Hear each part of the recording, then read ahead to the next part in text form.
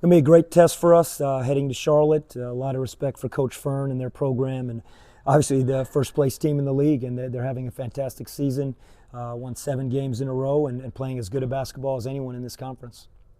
Sounds like they'll have a pretty good home court advantage. Students camping out, so you kind of have to embrace that going on the road to hostile territory. Yeah, of course. I think it's awesome. I think that's great in terms of what a great atmosphere it's going to be. In-state game. I've seen some of the same things, and yeah, it's going to be a great atmosphere in there, and you give them credit for that, and they've earned it because they're having such a great season. And I think, Charlotte is a rich basketball tradition program. They won the CBI last year, 20-plus win team, which returned a lot of players, and they did well in the recruiting class. And again, I'll say it, Coach Fern is just doing a fantastic job with their program, and they're in first place for a reason.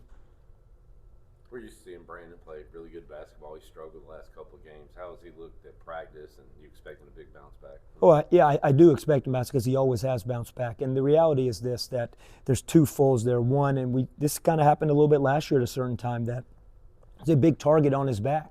And anytime there's a target on a player's back, and then maybe you're not getting production from other guys as much, that target even gets bigger and bigger and bigger on that specific player. And I think he's experiencing that right now. Not only our defense is keying on him, but also we're not shooting the ball as well. Other guys aren't able to space the floor to allow him to work a little bit. And so it becomes this double-edged sword. They both get him, and now you have a couple back-to-back games where the production isn't there. But Brandon is going to be fine. We know that, for ultimate confidence in him. But we got to get everybody to step up so that they can take some pressure off him, and that'll help. Both things will help.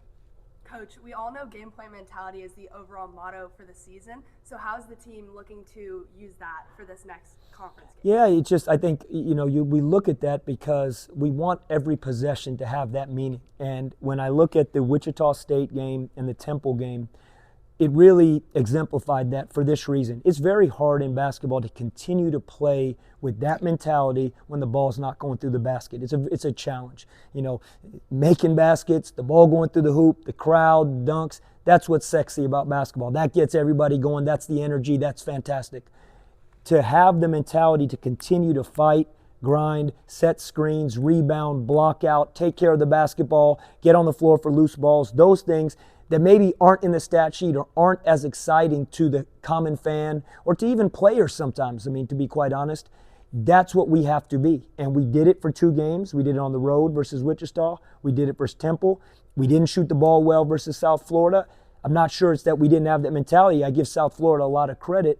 They shot the heck out of the ball. They made 10 threes that game. They made 18 the game before. That's a great shooting team. They were the leading three-point shooting team in the conference going into the game, and they came in our building and they did it. But we got to have that mentality every time we step on the court because we can't just bank on the ball going through the basket all the time. With Charlotte's pace and their kind of unique defense, is it tough to simulate kind of prep going into a game like this? What's tough is when you only have 1 day to prep for it, I would say, and they've had a week off, but that's the way the schedule goes. But we did, between film and practice and walkthroughs, we've been in these situations before. I've been in the NCAA tournament many times. You play on a Thursday, you get 1 day prep, you play on the next Saturday. Or you play on Friday, you got 1 day prep, and you play that Sunday. So 1 day preps are what it is. That's conference play, just the way the schedule goes. They are a unique style with their style of offense and the pace of play that they do play. But we just got to be ready, and it's going to be a great test for us. Y'all have a lot of trust in RJ. Obviously, he's taken 41 shots. Is there a balance there between maybe trying to get him a little more efficient, or what have you seen just the last few times? I think the same thing as we talked about with Brandon. To be quite honest, in order for there to be balance, there has to be production across the board. And when there's not production across the board, it usually does fall on every team in the country. It's going to fall on their top 2-3 players. And so if we are struggling with production, which we have been the last few games, what happens is field goal attempts go up on certain guys. And that target is equally as big on R.J. Felton as it is Brandon Johnson and Ezra Asar. So it was great to see Cam Hayes the other night pour 14 points in. And, maybe we get Quentin DeBunge back here sooner than later. And Ben Sal, the freshman, is going to come along. And Bob Pettiford, I thought the last 2 games offensively has given us something. But it's got to come together. And when it does, I think you'll see RJ's efficiency go up. I was going to ask about Quentin.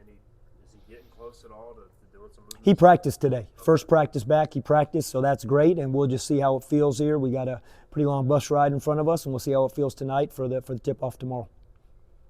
Anything else? Thanks, Coach. Thank you.